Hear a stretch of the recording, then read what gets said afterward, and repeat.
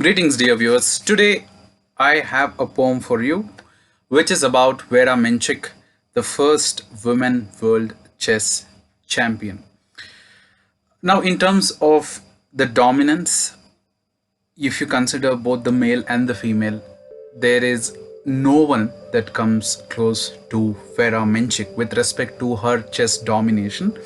So I'll talk about that. Let me first give you some key details about Vera Menchik. She was born in 1906, died in 1944. She was quite young, of course, when she died. And she's one of the most dominant world champions, held the title for 17 years. This is one part of it. And this is the most staggering fact.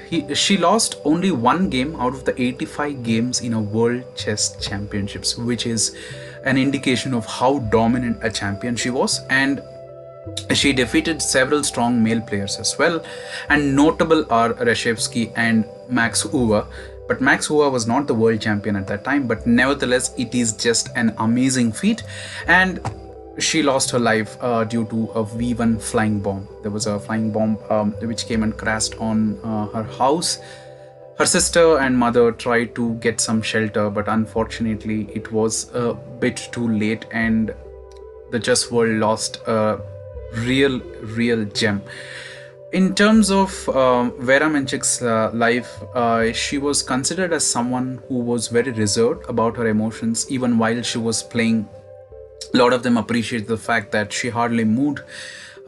She used to give very light expression. So in a way, the way she conducted herself was considered excellent.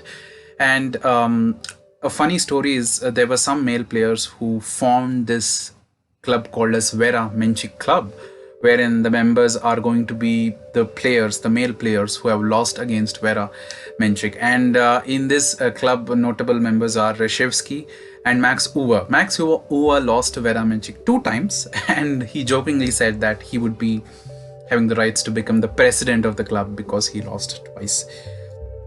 In terms of the games, Vera Menchik usually demonstrated a good positional sense, and of course there were a lot of tactics that she was able to exploit.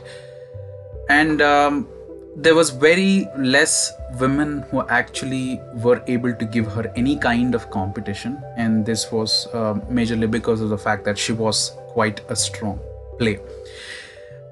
This was what Alekheim had to say about Vera Menchik. So he said that it is totally unfair to persuade a player of an acknowledged superclass like Miss Menchik to defend a title year after year in tournament composed of very inferior players. So Alekheim also admitted that there were hardly any women players who were able to compete on equal footing with Vera Menchik, and that is the reason she was such a dominant world champion.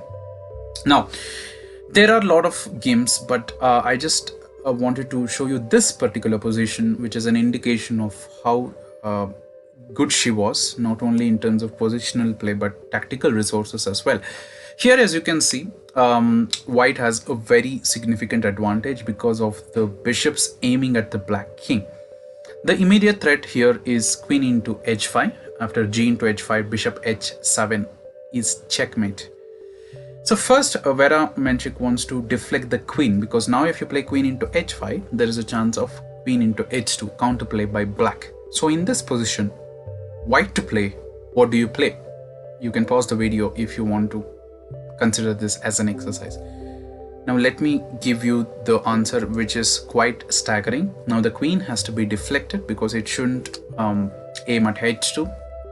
If white wants to execute queen into h5 followed by bishop h7, so rook d7 is the move, after which Sonja Graf resigned the game because after queen into d7 there is queen into h5 threatening with the knight hanging, of course. So this was the kind of games. Even today, if you find this in a tactical puzzle book, we might still find this challenging. Great players may still find this challenging. So this is again an indication of how strong a player Vera Menchik was, and her games against Max Euwe exhibited great positional sense. And if you are interested to check it out, do check it out. So now that you understood some details about Vera Menchik, let us get into the poem then. Defining the word dominance in every aspect, you have earned a lot of respect.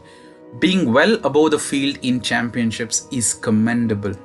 Following you in chess is, of course, advisable.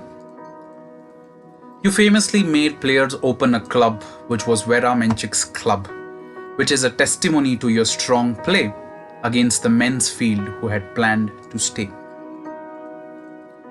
Losing one game out of the 85 games of World Chess Championships, embodying grit, power, and skills, a feat that can never be repeated, and the magnitude of the accolade will not be depleted. With pure positional artistry, you knew how to calm your opponent's piece's fury. When the fatal missile landed on your home to take your life, taking away a glorious career that bloomed amidst strife, we wish somehow you might have averted the attack and exhibited a comeback. But when fate had made that final move, you were Vera short of time. I hope you like the poem. Thank you very much.